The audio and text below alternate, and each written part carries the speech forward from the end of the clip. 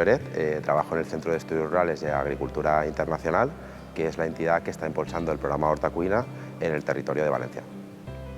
Iniciamos el camino de trabajo para una transición hacia comedores escolares sostenibles en 2016, a partir del proyecto La Sociedad al Plat, que es un proyecto de formación educativa en los centros escolares.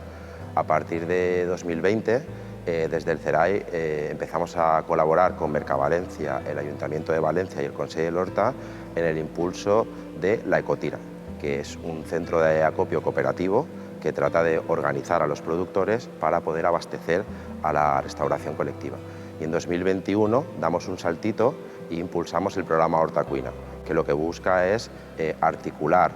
el proyecto La Sociedad al Plat, educación, con el proyecto La Ecotira, producción, y también fomentar formaciones a las empresas de restauración colectiva para avanzar desde la producción, las empresas y las comunidades educativas hacia unos comedores escolares más sostenibles, más justos y más saludables.